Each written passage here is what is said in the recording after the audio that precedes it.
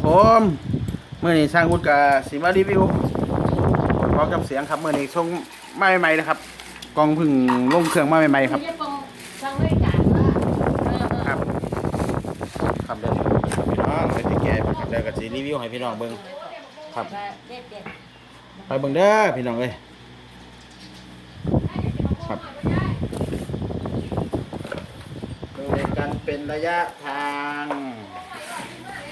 หนทางพิสูจน์มา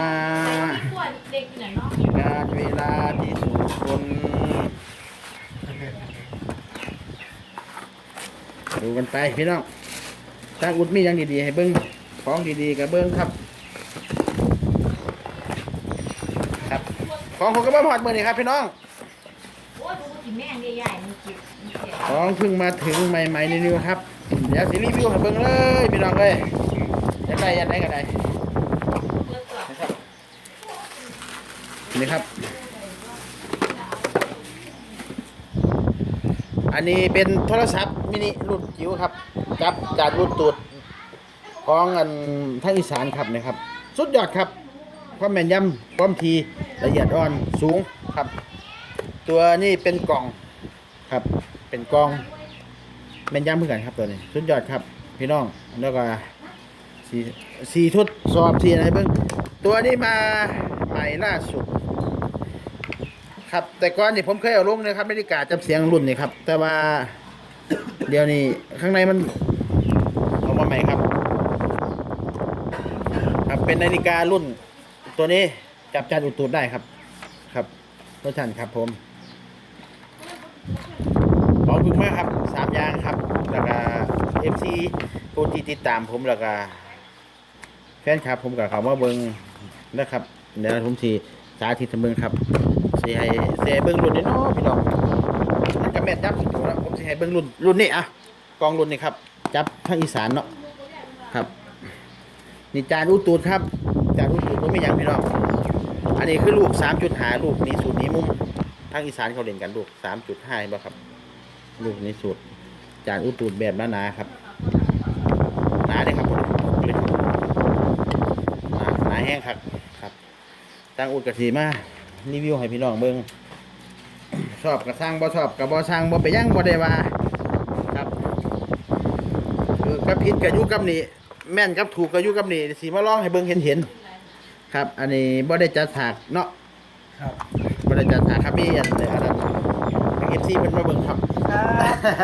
เด็กครับถูกใจครับที่เก่าเวลาเดิมแล้วครับผมบอลคนสวยเก่าแล้วครับครับนี่ครับครับเอฟซีทางอุดครับนี่ครับการเล่นก็ดูครับสันกี่ทีนี่ผมจะแบ่งเป็นโซนไว้ปึ๊ก2 ที5 3 2 1 ทีกัก2 เอียว4 2 เอียวแล้วก็ปึ๊บนะครับเล่นตามนี้ไม่มีหลุดครับถ้ามีหลุดเอาเงินคืนเลยซื้อไปแล้วผมรับผิดชอบของผมการเล่นนะครับไม่ใช่ว่าเล่นได้ของไปนั่นนะจะทดสอบให้ดูพี่น้องเป็นอย่างไรน้องมันก็จะมีเสียงเนาะเดี๋ยวขอแป๊บหนึ่งนะครับถ่ายจังร้อยครับครับอันนี้ลูกว่าดวงนะครับแต่ว่าทางอีสานเขาเจ้าก็อัดใหม่อัดอย่างกันเนาะอัดใหม่อัดอันกันนะครับมาแล้วครับค่อยหมุนขึ้นพี่น้องครับมีที่ปรับครับ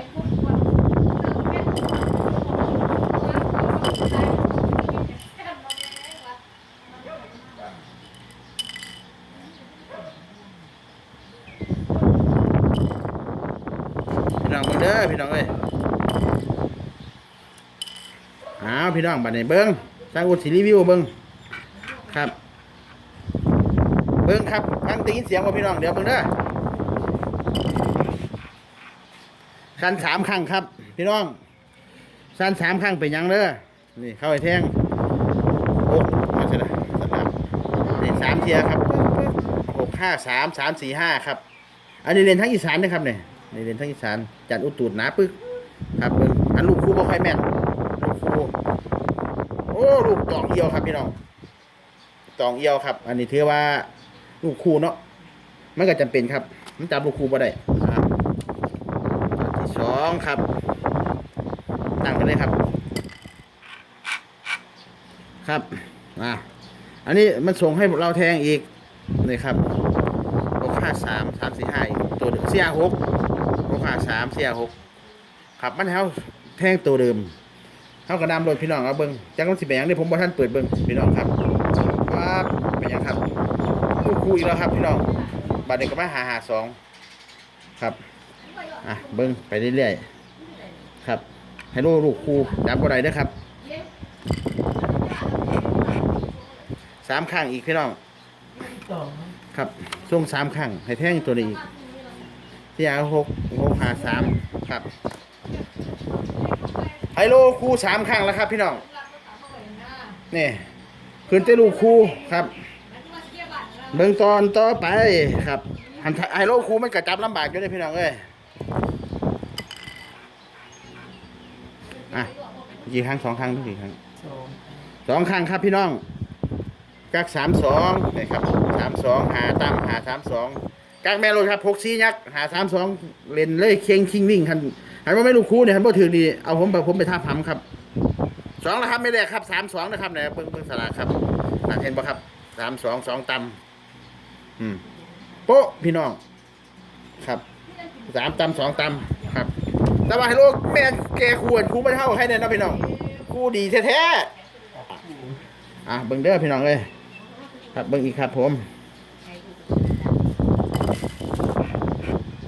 2ครั้งอีกแล้วพี่น้องนี่ปึ๊กมา2ครั้ง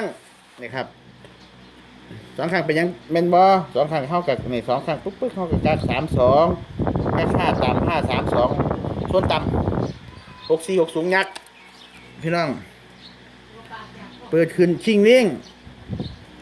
33ครับพี่น้อง532เป็นไงครับ532เป็นยังไงครับผมบ่อยากเว้าดอกเว้าหลายมันใหญ่ห้างนี่ครับพยานหลักฐานมีนะครับบ่ได้เปิดเบิ่งพร้อมเนาะแม่นบ่แม่นได้ครับ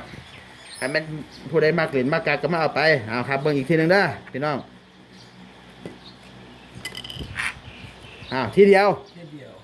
ปึ๊กครั้งหนึ่งครับนี่เขาให้กัก2เอียวพี่น้องตัว2ตำเอียวตำ4 2เอียวตัวเลยคิงนิ่งเลยหันมาถึงนี่เตะผมรวดนี่ครับอีกสมิงยังน้อยกันเบิ้งบ้านดูกัน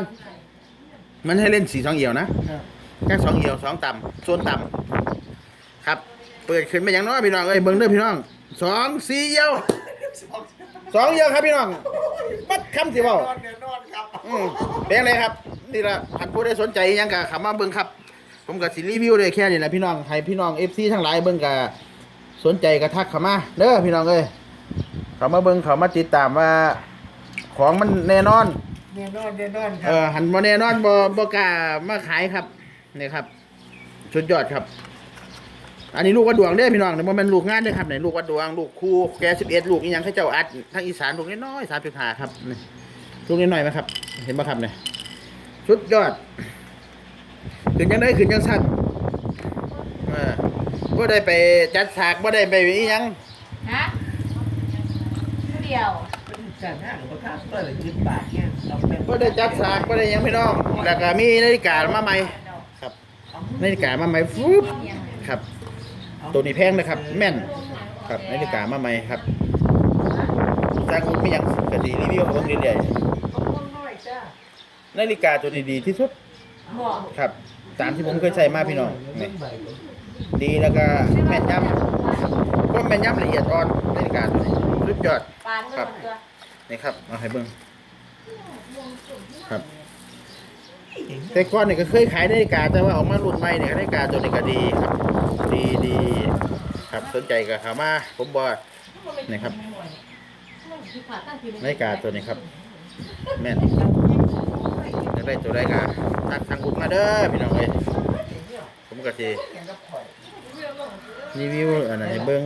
ให้พี่น้องให้ FC เบิ่งว่าเป็นจังไดมาจังไดครับว่ามันเป็นจังได สุดยอดบ่เบิ่งแล้วมันเป็นจังไดมันคือจังทางอุดลงบ่เนาะครับของผมมันคือของผมมันมาตรฐานอยู่เลยพี่น้องขึ้นยังได้ขึ้นยังสั่นออกไม่ออกสั่นครับนะครับมาตรฐานนะครับจะโกหกคนมาเป็นพี่น้องโกหกไม่เป็นครับคุณลองก่อนผมก็ค่อยจังซื้อก็บ่ได้ว่าอย่างนี้ครับราคาโทรศัพท์รุ่นมินิน้อยๆครับนี่ก็โทรศัพท์มาใหม่มีทางอุดทีเดียวนะครับโทรศัพท์นี่ครับมีกับทางอุดทีเดียวที่อื่นไม่มีขายหรอกครับนี่คือของปลอมเล็กจิ๋วนิดเดียวครับครับมีหยังก็โทรมาคุยมาถามอยากได้หยังก็ได้ทางกระสิลงให้เบิ่งเป็นนั่นแหละครับขายาวให้เบิ่งเปิดให้เบิ่งครับขึ้นจังได๋เอาจังสั่นออกจังได๋เอาจังสั่นครับพี่น้องก็แม่นว่า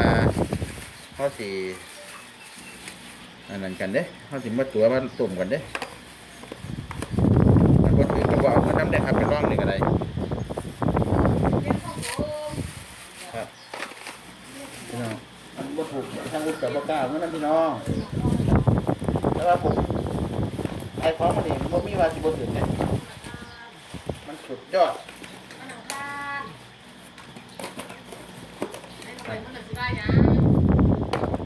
ยอดพี่น้องมีหยังก็ใจหยังก็ทักทำมาครับ FC ครับอยากได้ลูกให้ลูกครูแก11ก็มีเด้อพี่น้องครูแก11ก็มีหลายครับนี่นี่ครับอันนี้เฮ็ดสิไว้เดี๋ยวบ่ไว้ติดในรถซื่อๆหรอกอยู่ในร้านครับส่วนมากตรงนี้ครับ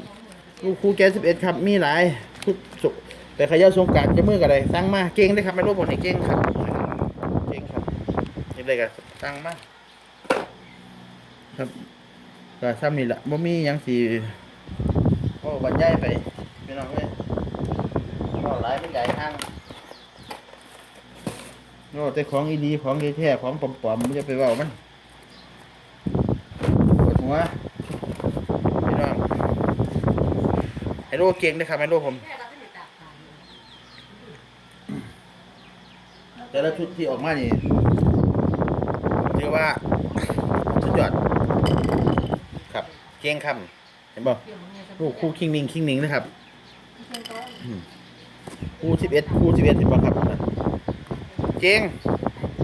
ให้ลูกคู่ครับนะคู่4เห็นบ่คู่เอียวคู่นะครับบัดนี้คู่เอียวบัดสิมาคู่จังบัดนี้วัดดวงครับคู่3ครับคู่3เลยใช่มั้ยคู่หยังพี่น้องคู่3กับคู่3อีกครับลูกคู่แก11ครับพี่น้องใครอยากได้ใครสนใจก็มีครับลูกกันนี่ครับสุดยอดครับผมเฮ็ดเองเด้ครับนี่เฮ็ดเองกับมือเลยตัวนี้ครับพี่น้องเฮ็ดที่ทั้งหลายก็สนใจหยังก็ทักเข้ามาเนาะครับผมสวัสดีครับ